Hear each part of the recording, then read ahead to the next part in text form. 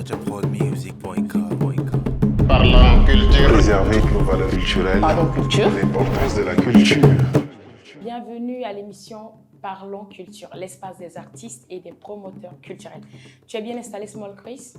Ouais, tranquille. On peut commencer Je alors. suis à l'aise, ouais. D'accord. Qui est Small Chris? Small Chris, c'est un jeune artiste tadien, un jeune rappeur, chanteur. Je suis du Logon oriental, derrière Doba, donc le village natal Bédio, bien sûr. Ok.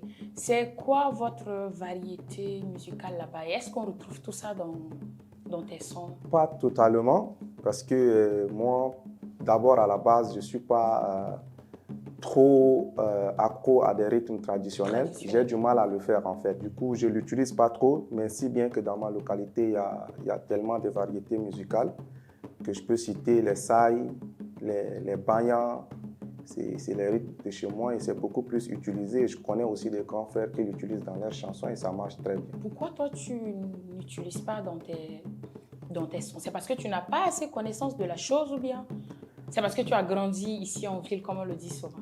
Ouais, justement, c'est parce que je n'ai pas une grande connaissance de la chose et je n'ai pas grandi aussi dans un milieu qui me permettra de me familiariser avec la culture en fait de chez moi. Donc ça fait que j'ai même du mal à l'utiliser. Même ma langue maternelle, je n'arrive pas à chanter avec. Donc moi, je crois que là, c'est un gros problème dont je suis en train de travailler actuellement sur ça. Donc certainement, peut-être dans mes projets à venir, il y aura certainement une touche traditionnelle dedans. D'accord, on a très hâte. Ouais. Moi, j'aimerais bien revenir sur tes débuts en musique en fait. Alors, comment Small Chris a commencé la musique? Alors, il faut déjà retenir que Small Chris, c'est un jeune qui est déjà né dans une famille d'artistes, si on peut le dire. Parce que déjà là, mon grand-papa, c'est un grand artiste. Si vous avez entendu du groupe Aldo en temps, c'était fondé par mon grand-papa et arrivé sur mes deux parents biologiques. Mon papa aussi, c'est un grand chanteur à l'église, ainsi que ma maman. Donc, je suis né dans la chose déjà à la base. Depuis tout petit, la musique déjà coulait en moi et c'est parti comme ça. Aujourd'hui, je suis devenu le Small Chris que vous voyez. D'accord, donc tu n'as pas eu vraiment besoin de faire les formations et autres? Les formations, c'est important. Hein. Les formations, on le fait toujours. Même s'il y a certaines personnes qui naissent avec des talents, mais il faut toujours se former parce que le talent seul ne suffit pas, comme on le dit. Donc, les formations, très souvent, quand il y a des petites formations en écriture et autres qui se passent, je le fais. Que penses-tu alors de la culture tchadienne? La culture tchadienne, moi, je trouve que c'est une culture qui est vraiment vaste, c'est très grand et très peu utilisé en fait.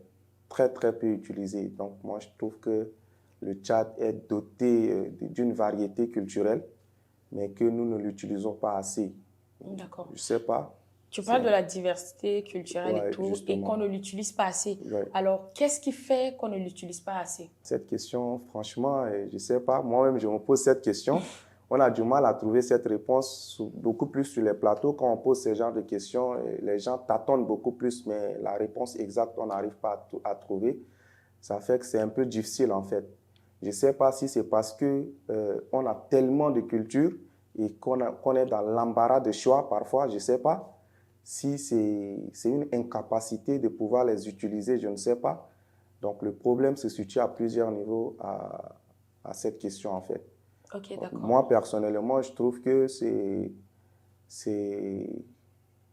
une fuite de responsabilité des Tchadiens, si je peux me permettre, parce qu'aujourd'hui, nous sommes beaucoup plus accros à des trucs qui viennent d'ailleurs que des trucs qui viennent de chez nous. On ne veut pas les mettre en avant, on ne veut pas les valoriser. Je ne sais pas si c'est parce qu'on a honte de notre culture ou c'est parce qu'on trouve que ce n'est pas assez au niveau des autres. Parce qu'aujourd'hui, si on arrive à utiliser d'autres sonorités musicales d'ailleurs et autres, c'est parce qu'eux, ils l'ont valorisé et nous, on a écouté, ça nous a plu, c'est pourquoi on l'utilise. Alors, il va falloir aussi qu'on fasse de même pour nos rythmes traditionnels, c'est très important.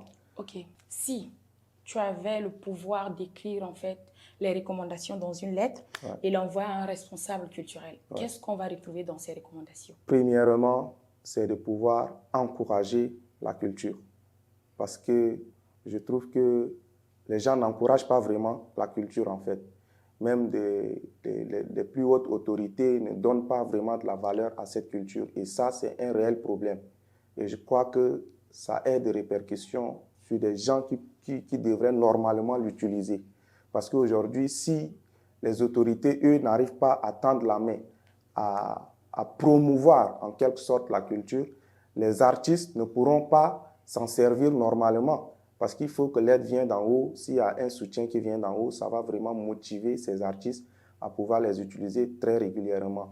Pourquoi pas organiser des awards pour remettre peut-être aux artistes traditionnels, ou soit meilleure chanson traditionnelle de l'année par exemple. Ça va encourager les artistes à beaucoup plus se perfectionner dans le côté tradi, culture tchadienne, pour pouvoir aussi être un jour distingué par un prix, tu vois. Donc, il y a beaucoup de choses que les gars peuvent très bien initier, organiser ou faire pour pouvoir encourager les jeunes à pouvoir promouvoir aussi la culture tchadienne.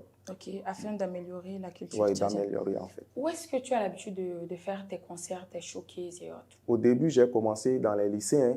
C'est les lycées, les établissements scolaires qu'on a eu déjà. J'ai eu déjà à organiser des concerts là-bas. Moi, personnellement, en tant qu'artiste, je n'ai pas encore organisé mon propre concert. Parce qu'à la base, j'étais artiste, mais le côté promoteur était beaucoup plus en moi. Parce que pour l'amour que j'avais pour la musique, je voyais dans mon quartier, à l'alentour, je voyais que les jeunes, ils avaient du talent, ils avaient l'amour de faire la chose, mais ils ont manqué d'espace pour exprimer leur talent en fait. Donc je me suis tout de suite transformé en un promoteur culturel dans mon quartier, où je prenais mes petits jetons, j'organisais des petits concerts dans les lycées, où j'invitais les amis artistes qui viennent exprimer leur talent et tout et tout. Donc moi, je trouve que c'est dans les lycées que moi j'ai commencé, et après, au stade que je suis, j'accompagne d'autres artistes dans les showcases qui se passent généralement dans les bars, les boîtes de nuit. Et moi, je pense que là aussi, c'est un problème qu'on doit chercher à résoudre. On effectue des kilomètres pour venir au centre Baba Mustapha, par exemple, pour suivre les concerts, des spectacles et autres. Mais aujourd'hui, Baba Mustapha est réservé jusqu'à des formations, des réunions. Je ne sais pas ce qui se passe là-bas. Franchement, il n'y a même pas d'activité culturelle ni artistique de l'autre côté. Et là, c'est un réel problème. Nos maisons de quartier sont laissées juste comme ça. Et dans les maisons de quartier, on peut rencontrer que les danseurs. Mais je ne sais pas, les artistes, musiciens ou chanteurs, qu'est-ce qu'ils font? Je ne sais pas de ces centres. Il n'y a que les danseurs qui utilisent les maisons de quartier pour les répétitions et autres. Mais il n'y a pas de spectacle là-bas. Aujourd'hui, c'est les bars, les boîtes de nuit et autres. Et là, c'est un souci. La place d'un artiste, ce n'est pas dans les bars, ce n'est pas dans les boîtes de nuit. C'est réservé pour la promotion de la musique, certes, mais pour les spectacles, il faut chercher, voilà, approprier les espaces culturels. Justement. Comme on le dit, d'accord. Tu as été meilleur prix révélation pour Hip Hop 2021. Ouais. Qu'est-ce que cela a apporté dans ta carrière? Ça a beaucoup donné à ma carrière parce que déjà là, comme je vous l'avais dit au départ, j'étais beaucoup plus comme un promoteur. Donc, j'ai laissé même de côté mon talent d'artiste pour être promoteur en fait. Mais en 2021, quand j'ai vu l'annonce de Njam Hip Hop, j'étais là, j'ai dit que là, c'est une belle occasion pour moi de pouvoir me révéler à un grand public et de montrer mon talent, en fait. Et c'est comme ça où j'ai postulé. Et je suis allé, voilà, Dieu a fait grâce. Et je suis promu meilleure révélation de l'année. Et c'est ce qui m'a révélé même en tant qu'artiste à un grand public. Voilà. Aujourd'hui, beaucoup de gens me connaissent. C'est par rapport à ce prix, en fait. Au départ, personne ne me connaissait parce que je travaillais beaucoup plus dans l'ombre. Mais avec ce prix, aujourd'hui, merci Dieu, j'ai ma petite place avec les autres. Et voilà. Comment envisages-tu promouvoir la culture tchadienne dans tes sons, dans tes projets à venir, bien sûr? Vous savez, comme je l'avais dit, il y a beaucoup de rythmes traditionnels ici au pays. Mais déjà là, l'effort qu'on arrive à le faire, c'est que si tu apportes déjà un rythme traditionnel dans ton son, il faut être aussi à mesure d'apporter peut-être un dialecte du Tchad dans ce son, dans ce morceau, pour pouvoir promouvoir en fait. Donc ça peut être un dialecte que tu peux utiliser dans ton texte. Ça peut être peut-être les noms des villes du Tchad, des quartiers, des cultures diverses du Tchad, que tu peux les utiliser pour permettre à d'autres personnes de pouvoir connaître ce qui se passe au Tchad aussi en fait. Parce qu'aujourd'hui, quand on est là, moi, je n'ai jamais été en Côte d'Ivoire, mais je sais qu'il y a un quartier du nom Yopougon. C'est parce que les gars, ils utilisent dans les sons. Donc, c'est des trucs qu'on peut aussi utiliser dans nos morceaux pour pouvoir vraiment booster la culture en fait, à l'international bien sûr. Est-ce que les promoteurs de festivals, les promoteurs culturels en général, donnent un plus en fait dans ce que tu fais? Un peu, pas totalement, Pourquoi? parce que déjà là, j'ai eu à participer à plusieurs festivals ici au pays. J'ai même été tête d'affiche du festival New School Power, édition qui vient de passer. Moi, je trouve que le travail reste encore à faire parce que l'artiste que nous sommes ne va pas être seulement là pour que à chaque fois où il y a peut-être il y a un événement, vous l'appelez, oui, il faut venir prester et c'est tout. Il faut un accompagnement à la fin parce qu'on a besoin d'accompagnement. Donc, ça ne sert à rien que les promoteurs nous appellent très souvent, tu viens, tu presses, ouais, tu es tête d'affiche d'un événement et après ça, on te lâche comme ça, tu vois.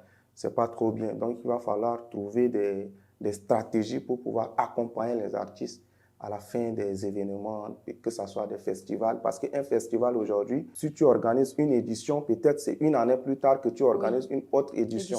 L'erreur qu'ils font, c'est que juste après la fin du festival, c'est mort en fait, il n'y a rien. Donc on attend jusqu'à l'année prochaine, à l'approche d'abord, ils réactualisent les trucs, ouais, prochaine édition. Or, il faut inculquer l'idée de ton festival. C'est-à-dire le festival doit vivre tout au long de l'année pour permettre aux gens de vraiment être à jour et être accrochés à cet événement. Aujourd'hui, il y a des festivals qui sont là, je ne sais pas, on peut parler peut-être de festival FEMUA qui se passe en Côte d'Ivoire. Aujourd'hui, c'est passé. Une édition est passée, mais les gens maintiennent la communication autour de ce festival jusqu'à l'année prochaine. Et c'est comme ça que les gens doivent faire. Mais malheureusement, c'est ce qui ne se fait pas. Donc, concernant les festivals et voilà, tout ce qu'on a eu déjà à discuter, est-ce que les artistes ont une association où vous calez des barèmes? Ou voilà, parce que j'ai déjà écouté où des promoteurs des festivals disent en fait que voilà, tu prends 10 artistes, tu appelles les 10 artistes, tu proposes tel prix. Sur les 10, certainement, 8, 7 vont accepter. Donc, c'est ce genre de système en fait qu'ils utilisent beaucoup plus. Mais moi, j'aimerais savoir, est-ce que vous avez des barèmes où vous fixez pour des cérémonies, des festivals, des showcases? Alors là, sur cette question, je vous remercie d'abord. Je ne savais pas que vous allez poser cette question, mais merci, franchement, merci beaucoup. Ça me permettra au moins de dire ce que j'ai à dire. Libère-toi. Ouais. Donc, sur cette question, moi, je trouve que là, il y a déjà une plateforme des artistes qui est déjà mise sur pied. Et je crois que j'ai eu l'idée de fonder cette plateforme. Donc, moi, comme je l'avais dit, ça fait déjà des années que je suis dans le milieu. J'ai appris à côtoyer des gens, j'ai appris à apprendre aussi. J'ai appris beaucoup de choses dans ce milieu. Et je trouve vraiment que le problème que nous avons, nous les artistes, c'est parce qu'on n'a pas une organisation. Nous ne sommes pas organisés. Et ça fait que quelquefois, les gens nous manquent du respect. Côté caché, bien sûr. Les gens nous manquent du respect parce qu'ils savent que si on n'appelle pas X, pour cette somme, Y va venir. Tu vois? Donc, c'est parce qu'on n'a pas une organisation. Et là, c'est vraiment un problème. C'est un problème que tous les artistes sont en train de vivre actuellement. Et après réflexion, j'ai eu à contacter quelques gars, tout et tout. On a mis sur place une plateforme. La plateforme n'est pas officiellement lancée, mais là, actuellement, nous sommes en train de travailler sur ces questions de barème et autres pour pouvoir s'entendre, les chartes, les règlements, tout et tout, pour que chaque artiste qui fera partie de cette plateforme va se conformer maintenant au règlement pour que nous puissions évoluer ensemble et bannir ce terme de gombo, parce que franchement, ce n'est pas du gombo que nous sommes en train de faire. Il va falloir que l'artiste puisse être rémunéré à la hauteur du travail qu'il fait. Merci. Donc, le terme gombo ne doit plus exister dès qu'on va lancer officiellement notre plateforme. On ne veut plus entendre parler du gombo, mais du cachet d'un artiste. Très, très important. Très, très important. Comme ça évitera au moins qu'un X ou un Y vienne pour un 10 000, 15 000, pour un jeton de transport. Parce qu'aujourd'hui, si tu m'appelles pour ton concert, ce n'est pas toi qui envoies un véhicule sur moi. Tu ne sais pas comment j'ai fait pour atterrir dans ton événement. C'est toi, tu me payes transport. C'est quoi? Il y en a qu'on paye. Tu me payes mon cachet, c'est tout. Mon transport, ce n'est pas ton problème. Même si je marche à pied pour venir dans ton concert, ce n'est pas ton problème. Tu me payes mon cachet et puis le reste, je gère. Donc, ces termes de transport et, comment dirais-je, motivation, pas de motivation pour un artiste. Il travaille, c'est son travail, et il doit être rémunéré à la hauteur de son travail. Donc franchement, je crois qu'il y a cette plateforme qui est déjà née, qui est déjà sur place. Et d'ici quelques jours, on fera une déclaration officielle et on va commencer par travailler. Ok, merci beaucoup. J'aimerais savoir, en fait, nos cultures sont en voie de disparition. Ouais. Parce qu'on remarque, en fait, qu'on copie ou on imite plus ce qui vient d'ailleurs. Ouais. Alors, qu'est-ce que toi, tu proposes comme solution? Est-ce que les artistes doivent repartir dans leurs villages respectifs ou qu'est-ce que tu proposes comme solution? Small Chris.